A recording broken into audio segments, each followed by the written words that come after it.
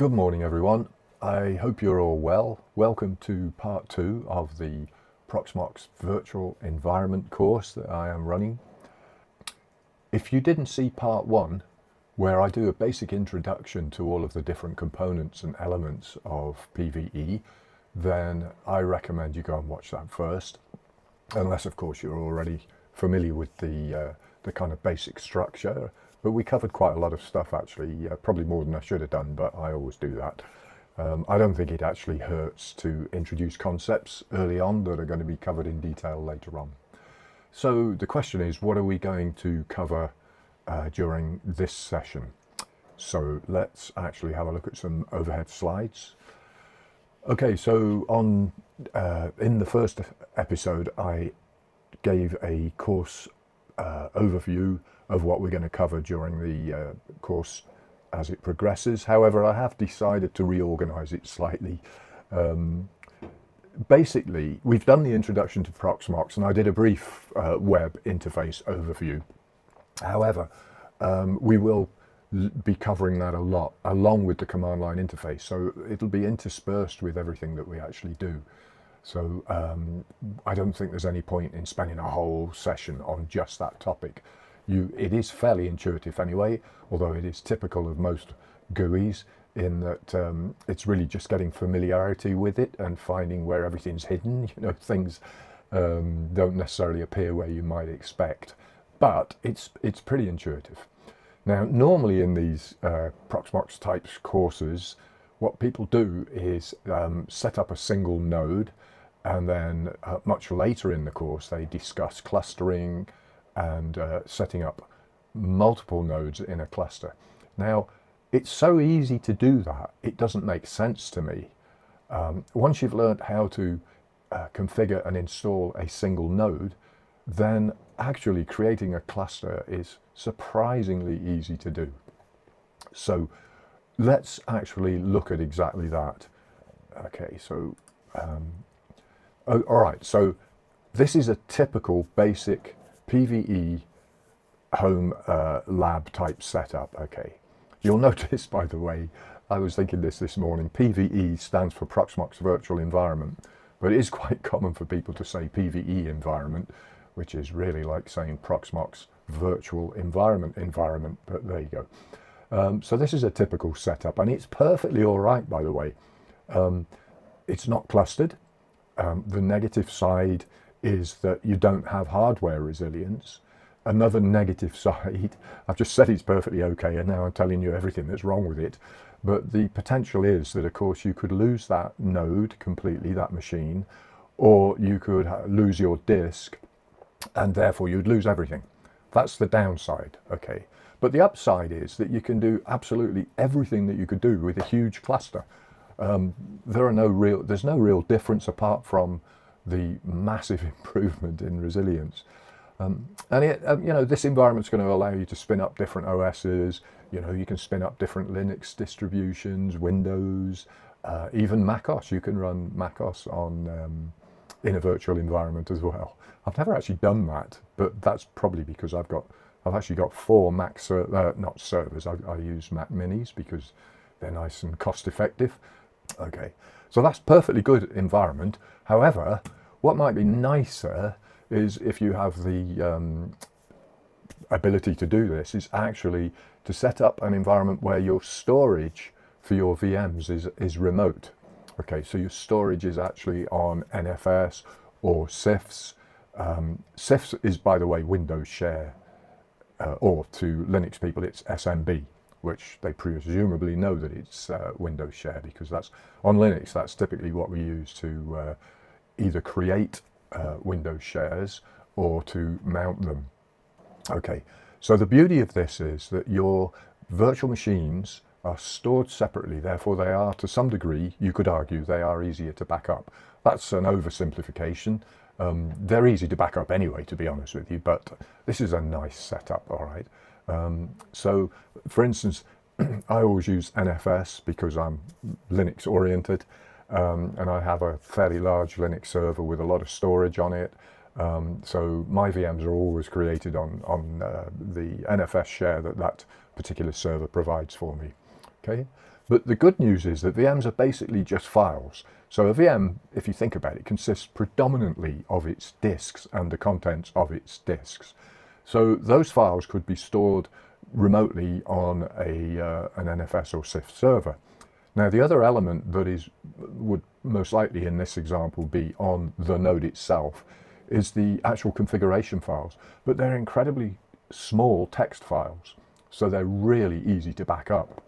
I mean, it takes literally seconds. So they could actually be on the NFS, that's not an issue. But if you wanted to keep everything local on the node that you were using for your Proxmox server, then backing them up is trivial. It could be scripted so that they were regularly backed up. And then in the event of a failure, if you lost node 0, so if the hardware failed or if the disk storage became corrupted, you'd literally just reinstall it, and you could then re-import those virtual machines, which is something we'll do during the procedures that we go through on this course, because it's pretty good. So that's good to know. They're basically just files. If you store them remotely, arguably they're easier to back up. We could have a debate about that, but the other thing that we will probably do is actually, well, we will do is create a Proxmox backup server, PBS. Well, let me show you later exactly what that would infer. So the typical production environment looks tremendously complicated with that, compared with that. But believe me, it isn't. Well, it is. It's tremendously expensive compared with that. But the actual building of it and the management of it, etc., it is not much different. Apart from the fact you'll notice I have an extra machine there, which is the PBS server. There is a web administration interface for the Proxmox backup server, but it's not the same one as the one on your Proxmox virtual environment servers. Okay, so this simply consists of a number of machines, all installed identically, that are joined into a cluster that you create, and it's trivial, and we're going to do it, all right? And then we have a separate management network, whereas in our home lab we had a common single network which had both our management network and our corporate network. And by the way, in your home lab, if you've basically got a reasonably sophisticated setup, you could have a different VLAN for your management network and different physical network if you're that sophisticated. Okay, so in a corporate production environment, your storage would almost certainly be on a SAN that you might even have a separate storage team that looked after it, and therefore from your perspective as the Proxmox administrator, it would simply be, give me some storage, utilize that storage, guarantee me that that storage is reliable, and they would do their own backups, and they would possibly vault copies of your backups so that they could be kept for a period of time for legal reasons or whatever, and then recovery becomes very simple, because you go to the storage team and you say, I need a copy of my storage so that I can actually extract backups of a particular virtual machine which for some reason I've lost. And I say for some reason, you've got a Proxmox backup server there, why couldn't you get it off that? And of course you could. Okay, so that's fine. Now this is what we're going to actually build in this session. We're going to build a 4-node cluster, and the way it's going to go is like this.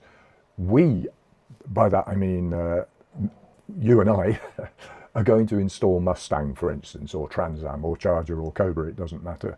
But we're going to install one machine as a demonstration, so we'll go through that. And you'll be surprised how incredibly easy it is to do just that. Then what I'll do is I'll go away and install the other 3 machines, which won't take me long. On average, it takes half an hour maximum to install a Proxmox virtual server. I mean, obviously it depends on the speed of your storage, the speed of your network, how where your ISO files are, etc., etc., and obviously the speed of the servers. Well, I've got fairly small servers, so my servers are not particularly fast, but it takes about 15 minutes on these little. I've got the Lenovo Think Center, I've mini PC, and I've actually got about 5 HP, well, Elite desk. Well, there's a mixture of different models, but they all look pretty similar. So that's what I use. So they're not powerful, but they will install in less than half an hour. Okay. So I'll install the additional 3 nodes, because once you've seen one, you've seen them all. Then we will create a cluster. Okay. And then we can start using that cluster for the rest of the course. Right, enough waffle. Let's get on with it, shall we? All right, so the first thing we need to do is to actually download a copy of Proxmox Virtual Environment. So that's the first thing. So you need to do something along these lines. However, there are many options in terms of creating a USB stick, because that's what our objective is.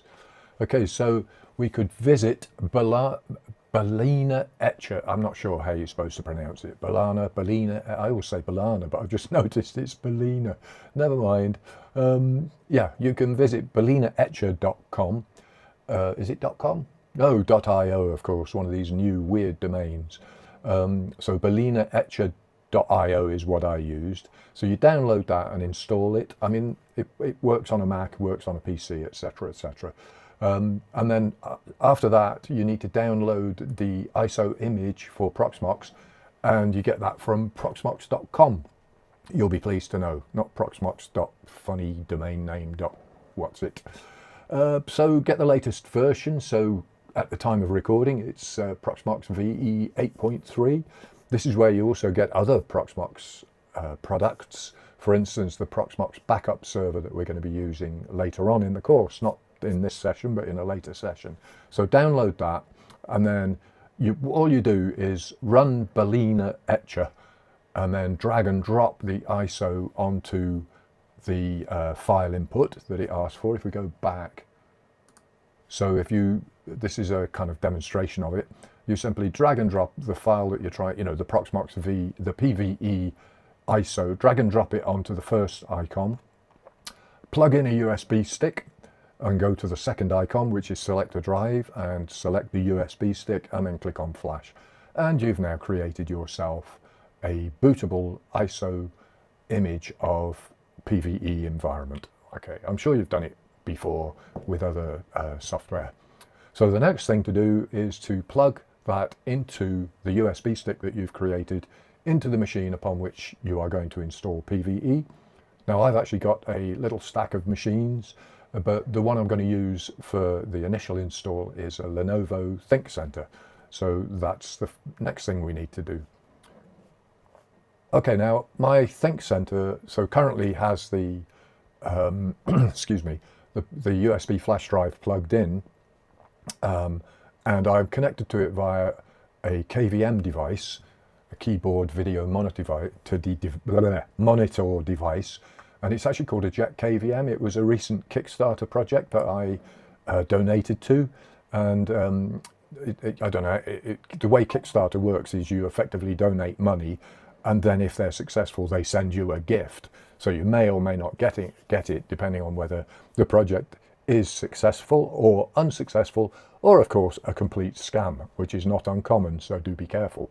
Okay, so this KVM device I access via a web browser. I only got it 2 days ago, so I'm still getting used to it, but I'm seriously impressed with it. No, they haven't sent me a free one. I mean, nobody knows who the hell I am, so how would they? Okay, so you go to a web browser and you connect. Now, the device is currently switched off. There's a few things I want to show you, so let's go through the process. Now, my ThinkCentre automatically, I've configured the BIOS, or the UEFI, to automatically boot from the USB stick. So I'm going to power it on. Okay, so it's now powered on. Now, I could hit escape, I think it is, to break into the BIOS, but I want to show you a rather nice feature of Proxmox, because what it's going to do is boot off the stick. I hope it does anyway, otherwise I'm going to look silly. There we go, it's booted off the stick, and this is where we do our actual installation. However, oh, by the way, rather confusingly, the text which is highlighted is not what is selected. The text which is kind of grayer, or it's orange in terms of color, is what you're going to select. So I'm going to go down to advanced options, because I want to show you what I consider a neat feature. So what we can do in this window is obviously we can choose debug, etc., but I'm going to choose UEFI firmware settings, which will actually reboot the machine, and it will bring the machine up in the UEFI. Now I'm also going to go full screen so that it's better for you, and I'm going to move this little tab that appears out of the way. And it's actually brought me straight up into the UEFI. Now why have I done this? Well, obviously this is where you can configure things like boot from the boot from the USB stick and things like that. But what I want to actually look at is a setting that is required for Proxmox to work. In fact, it's required for any virtual environment software like VMware or whatever to work. So it's in advance on this machine. The hardest part of this is actually finding it in the UEFI or in the BIOS. Can I say BIOS? It's easier to say. Nowadays they tend to be interchangeable, although strictly speaking the BIOS is the old legacy type of firmware that you used to get, and the Unified Extensible Firmware Interface, UEFI, is what we use nowadays on all machines. And I want you to just see that we've got here AMD Secure Virtual Machine. It's very common for this to be disabled. Okay, so I was trying to show you that. Yeah, it's very common to see that, particularly on kind of consumer PCs rather than server PCs. So that needs to be enabled. If it is not enabled, then your Proxmox installation will almost certainly fail. And even if it doesn't fail, which it will, but if it doesn't, then you're going to have problems. You need this virtualization enabled, okay? So the trick is to look for the word virtual somewhere in the UEFI and make sure that your virtual support is actually enabled.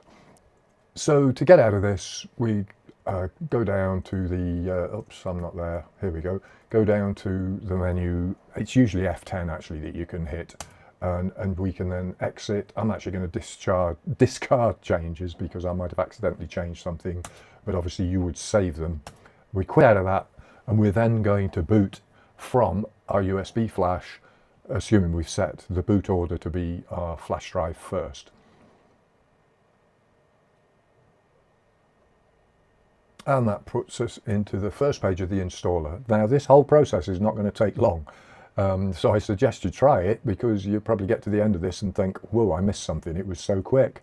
So basically we're going to choose install Proxmox VE. We can choose either graphical or a terminal-based installation. In earlier versions of Proxmox, on certain servers, I found the graphical did not work because it relied on an X11 server that had to identify the video hardware and sometimes could not. So this is a really neat feature that appeared in Proxmox version 7, I believe. The graphical interface, I mean, because that means no matter what happens, you're going to be able to do an install. We'll use the graphical interface because it's more relaxing, it's more pleasant to use. Okay, so it will now boot.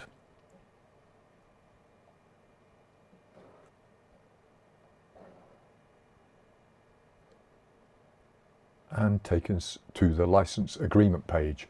That whole process took about 30 seconds to a minute, so I've actually truncated it to save you watching paint dry or grass grow. So we obviously choose I agree. We move to the next page, and I appreciate that it's difficult for you to see, but down here at the bottom of the screen, it's actually offering us or asking us which disk do we want to use for our installation. So if you've got more than one operating system on the machine you're installing this, and please make sure you choose the right disk. There are options which I'm not going to cover at this point because for 99% of us they are not relevant. One of the options would be to use a different file system to the default, which is ext4. You could choose ZFS. You can choose other file systems, XFS. I go with the default. ZFS is great, and I would definitely choose that if I had more than one disk in this machine, because then I could do all sorts of clever things with it. But we're going to stick with ext4, which is excellent, and it's the sort of Linux default anyway, so it sounds like a plan. So click on next, and obviously you can tab and hit enter, and you get the same effect. It is now asking us for country information, and certainly for the United Kingdom, I'm actually based in England, by the way, in the Staffordshire Moorlands, if you're interested.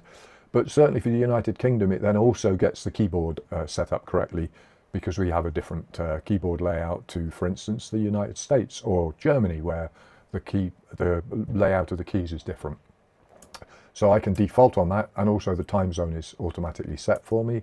I'm just hitting tab to move to next. And then the next thing it's asking me for is a password. Now this password is for the root user. By default, initially, there is only one user, and that is root. So I will enter a password.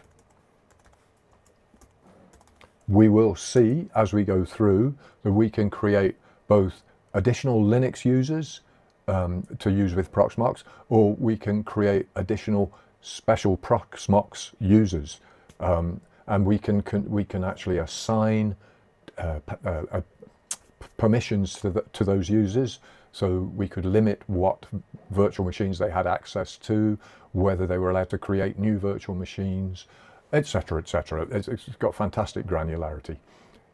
It's now asking us for our email address, so you can put in a real email address, and it will send emails to that address, although they do often end up in the spam, so you normally have to add them to your safe senders list. So I'm just going to put nobody@example.com. Example.com, but I'd love to know who owns that domain, because they must get sick to death of people using it for all testing purposes, but it's typically what people use. Okay, so it asks us which interface we want, our network interface, we want our management network to appear on. Now, I've only got one network interface on this machine, so I don't have a choice. But if there were multiple interfaces, it would be at this point that I chose the correct interface. I then give the machine a name. This is the machine I normally call Transam. It has to be a fully qualified domain name. So again, I'll just put example.com. Again, if you have a real domain of your own, then you can put a machine name in your domain. Give it an IP address. Okay, it's picked an IP address up from my router, which is using DHCP. I don't want to use that. So I want this to be at 230, 192.168.0.230. Okay, it is a fixed IP, by the way. It doesn't use, Proxmox doesn't use DHCP other than during installation. It's correctly identified my gateway, and I'm just going to give it the Cloudflare, or that might actually be Google, but I'm just giving it an external DNS server, so 1.1.1 or 8.8.8 or 4.4.4, or you can just leave it to use your internet provider's DNS. That's entirely up to you. So I've tabbed across to next, and now it's just saying, okay, this is the summary of what you asked me to do. Now I do recommend you check this carefully. It isn't impossible to fix errors after you've completed the installation, but it is a pain. So it's better to just get it right. I mean, specifically, I'm thinking the IP address. Make sure the IP address is correct, your gateway is correct, DNS server is correct. It's very easy to change, don't get me wrong, but where it becomes complicated is if you are building a cluster and one of your machines, you mistyped the IP address, then it becomes complicated, because if it's joined a cluster, the other machines know it by its incorrect IP address, and then when you fix it, you've actually got to go and sort it out within the cluster itself. So get it right to start with, okay? Then when you're happy, you're going to hit install, and it's a classic install. You're going to get some advertising appear about Proxmox. It's okay, not about soap powder, just about Proxmox. So at the top it'll tell you various features of Proxmox, and we get a progress bar, and it is surprisingly quick. Like I say, this is a fairly Mickey Mouse machine, although it does have an SSD drive, but it's only a small machine. It's not got a powerful processor, and it will take probably 10 to 15 minutes. I've never bothered to time it, and I'm actually not going to bore you by asking you to sit and watch it. Okay, well that didn't take long, just long enough for me to go and have a cup of tea. So that's a benefit. So it's finished. And it's actually rebooted. So let's now actually do the same. Because I was away having a cup of tea, it's actually gone back and rebooted off the USB flash stick. So I'm going to unplug the flash stick.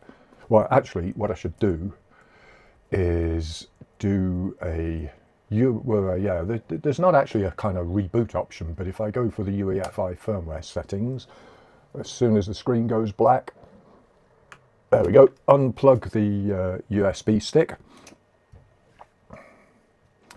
And okay, I want to actually exit straight out of here. So if I move down, choose exit, discard changes and exit. Yes, this time it will reboot and we will end up in the PVE environment. So you can see it's not exactly a painful process. Okay, so it's come up with the typical grub menu. So I'm going to just hit enter. Well, in fact, I didn't even get a chance to hit enter. It timed out. It's now going to boot up Proxmox, which takes a few seconds.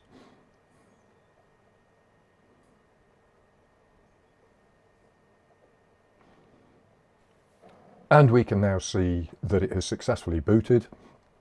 And also notice it's actually prompting us with a URL. And the URL is the IP address :8006. We can change that port, by the way, but whatever. So let's now go back to the browser. I forgot we're already in the browser because I'm using the Jet KVM. Let's actually go to here, and now notice I'm putting HTTPS. It's important that you actually use HTTPS because HTTP is not automatically redirected, so you will get a page not found, which can be confusing if you're not used to it. And it's telling me that it's not private, so I'll just say show details. Go ahead and visit this website, and it's saying this is not recommended. All of this is good stuff, but as long as I can fight my way through it, we're okay. All right, so we're now in the GUI for the machine I've just installed. So I will enter the root password that I put in earlier on. Notice here I can choose either Linux or I can choose Proxmox authentication. And we could also set up LDAP, in other words, AD authentication, Active Directory authentication. That is not shown at the moment because we haven't configured it. So I'll just choose Linux because this is the root user. I've also clicked the Save Username button. That saves me typing 4 characters the next time we come to log in. So I can then log in. And this is the message I mentioned previously in the last session that comes up and says you do not have a subscription. So we can click OK. That does pop up rather annoyingly often, but life stuff. There's a few things we need to do straight away.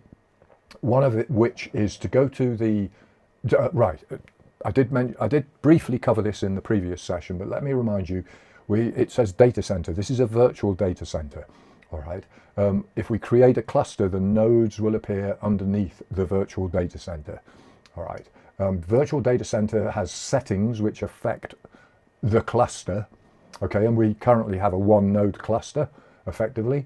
So if I click on the actual machine that I've just installed, the first thing I should do is go down and do an update. Now this is going to fail, but I'd like you to see the failing. The way that it works is it actually, it tells me I don't have a subscription. I told you it was annoying.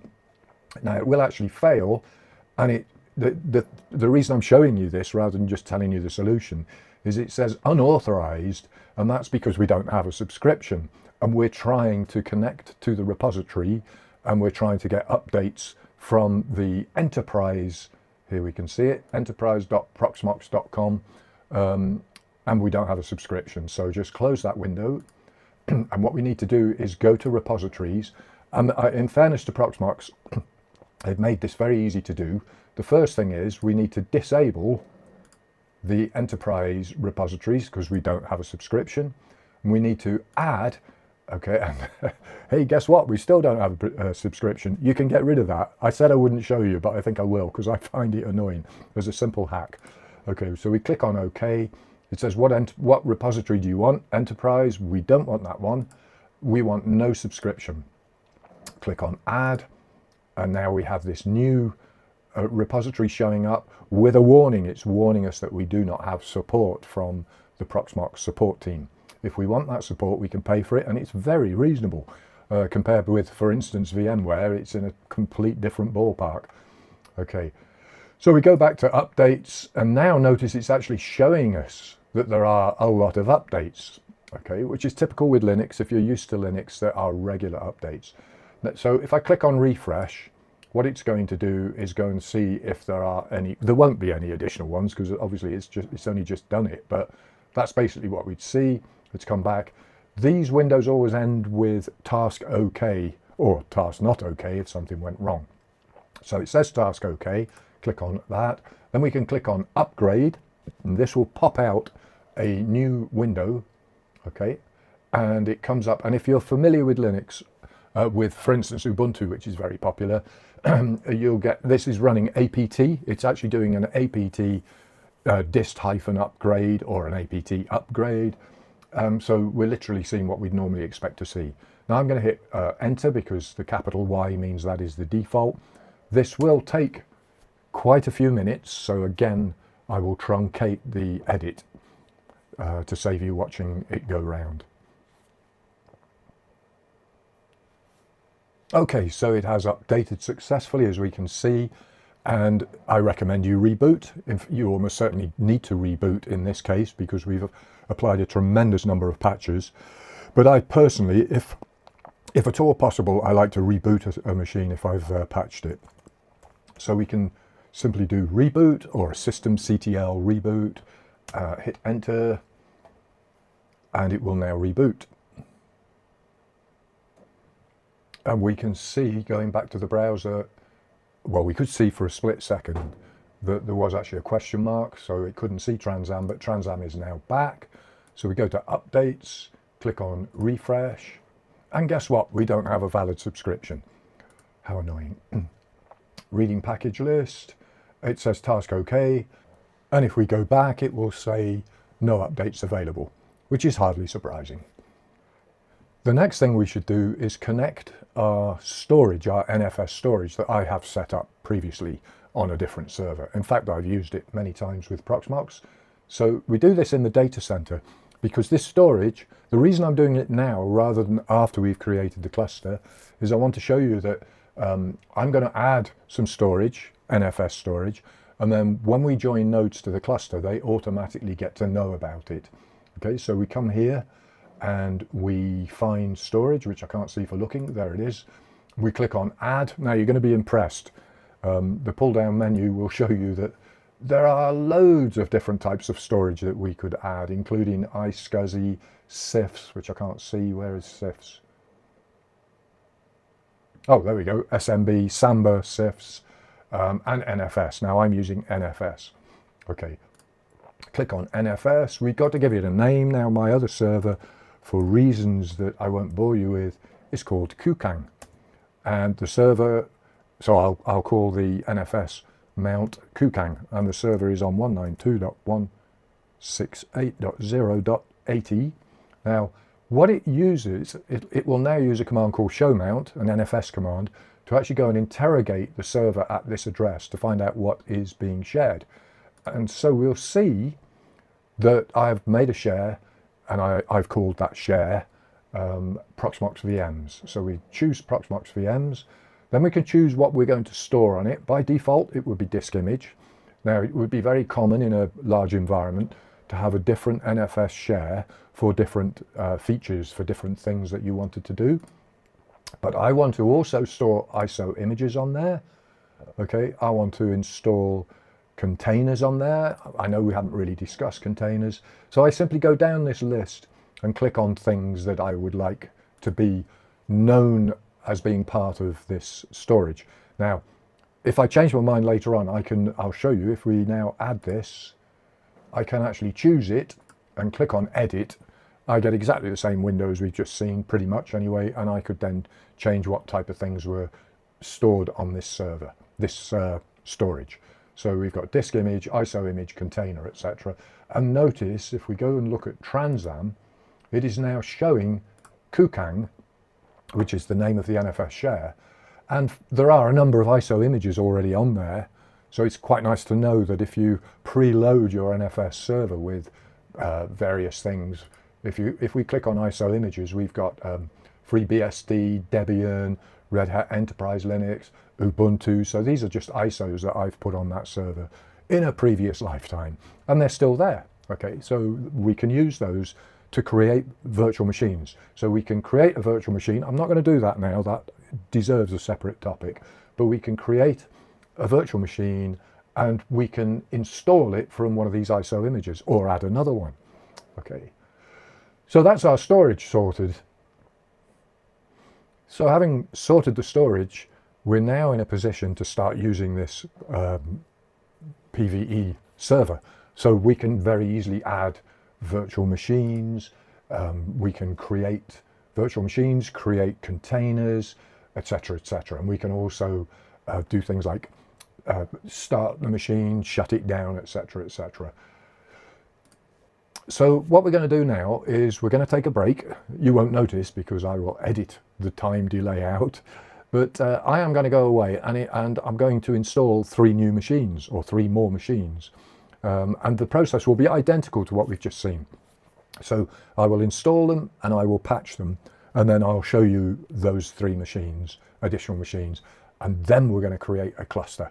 Exciting stuff. I'm sure you believe that to be true, because it is. Well, it had been my intention to actually include creating the cluster in this session, but I'd now realised that the session has already run for 35 minutes or something like that. And I think that's more than long enough for one session. So I'm going to actually have another session, episode 3, presumably. And in that, we're going to use Transam that we've just created.